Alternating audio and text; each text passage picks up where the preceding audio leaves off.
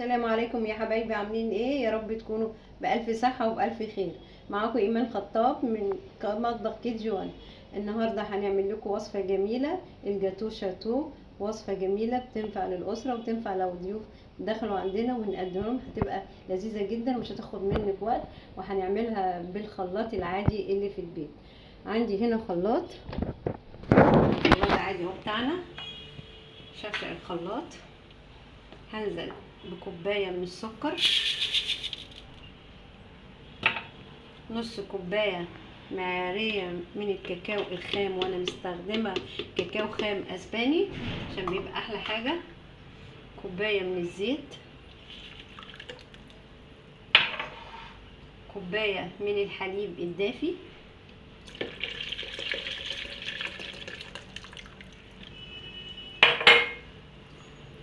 هنضرب بقى في الخلاط كده. ضربت الخليط مع بعضه، شيل كده. هناخد كوب من الاكواب المعيارية، شايفة القوام؟ ضربناه كويس عشان السكر يدوب كويس. هنشيل كوباية. باقي الخليط هنزل عليه ببيضتين بدرجة حرارة المطبخ، معاه شوية فانيليا سايلة.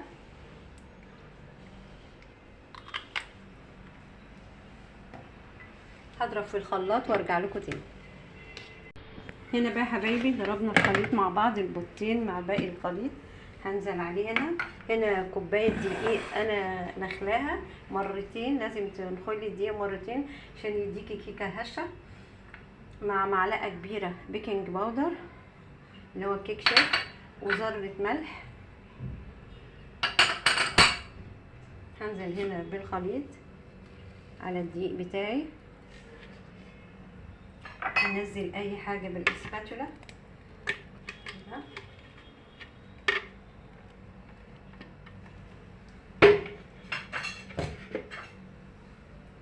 اقلب كده بالمضرب.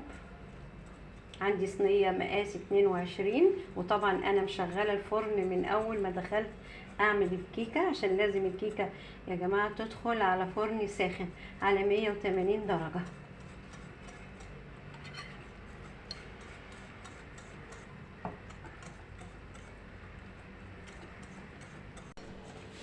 كده بقى القوام اللي احنا عايزينه. هنجيب بقى الصينيه بتاعتنا اللي هي مقاس 22 عشان تدينا سمك كيكه حلو. دهنينها زيت ورشتها شويه دقيق. ننزل بالخليط بتاع الكيك الاسباتولا عشان تنزلي كل حاجه في البوله.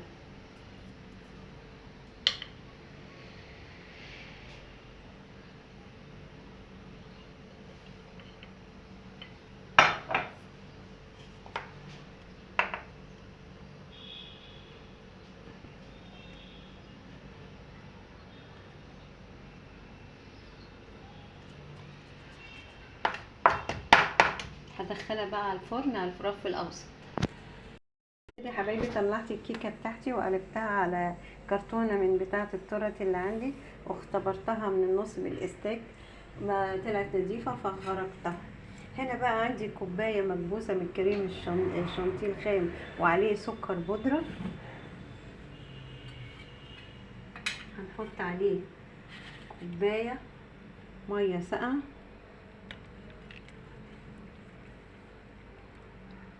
حسب القوام بقى اللي انت عايزاه. هضرب بالمضرب.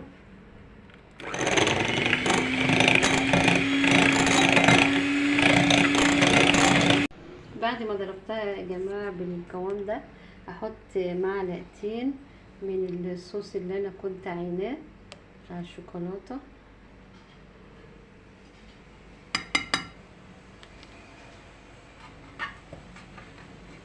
هضرب تاني بقى. معايا موس شوكولاته جميل كده يا حبايبي. الكريمه بتاعتي جاهزه، احطها على الكيكه بتاعتي. نزل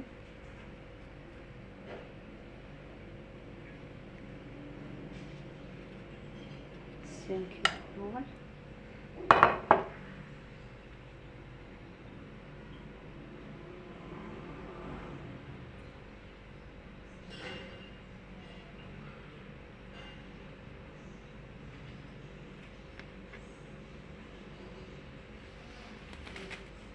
سام كده الاطراف.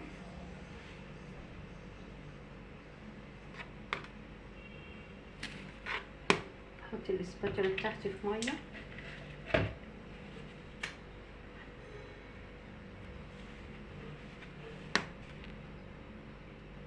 ارجع كده اساوي، هدخلها التلاجة عشان ما نشوف هنحط على الوش الشوكولاته بتاعتنا.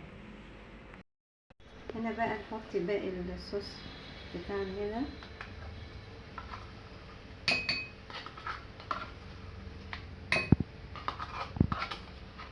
عشان نزوق بيه وش الجاتو بتاعنا. هنخففه بشوية لبن، والقوام اللي انتوا عايزينه، حابينه تقيل حابينه خفيف، شوية شوية تحطوا اللبن عشان توصلوا للقوام اللي انتوا حابينه. قلب كده.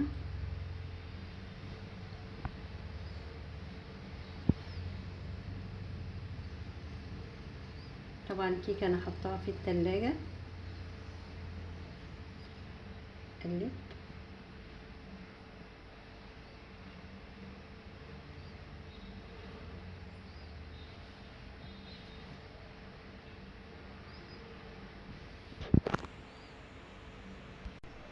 هنا بقى نقلب كده عشان نصب على الكيكه بتاعتنا.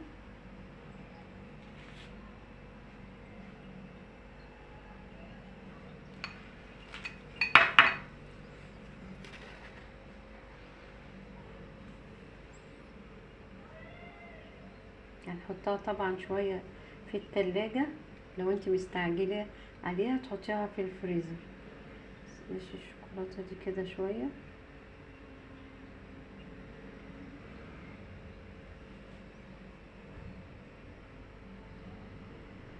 هدخلها شويه التلاجة. يا جماعه فاض مني شويه كريم جانتيه على شويه صوص شوكولاته، حطيتهم على بعض، احطهم في علبه وهدخلهم الفريزر، وهيبقى احلى ايس كريم بالشوكولاته. بس كده بالاسباتيولا. احنا ما بنرميش حاجه، اي حاجه بنستغلها ونعملها.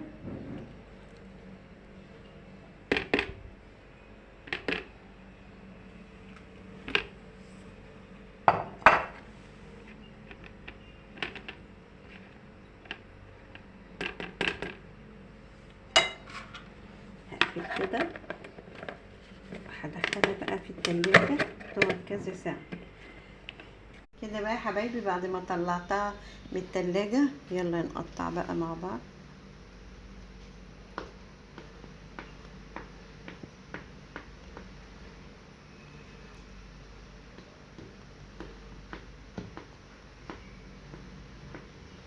نقطعها كده.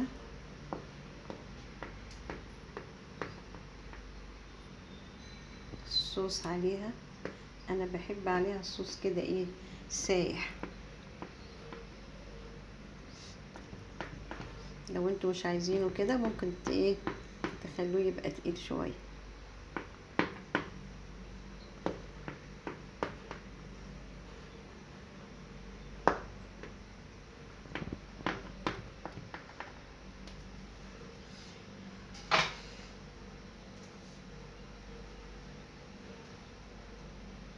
نحاول بقى كده نقطع حته.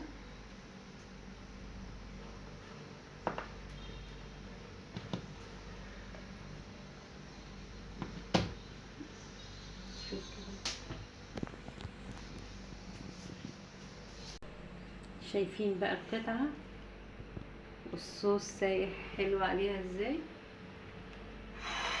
نزل كده في الطبق.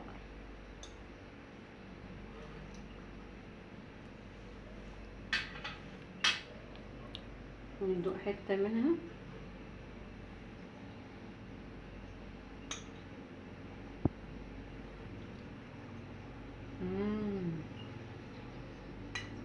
كيكة اسفنجية والصوص عليها سايح، جميلة جدا. كده اكون وصلت معاكم نهاية الفيديو. يا رب يكون فيديو الجاتوه شاتو عجبكم. كان عجبكم ما تنسوش اللايك والشير سبسكرايب تفعيل الجرس. بحبكم يا احلى متابعين في الدنيا من داخل مصر وخارج مصر. السلام عليكم ورحمة الله وبركاته.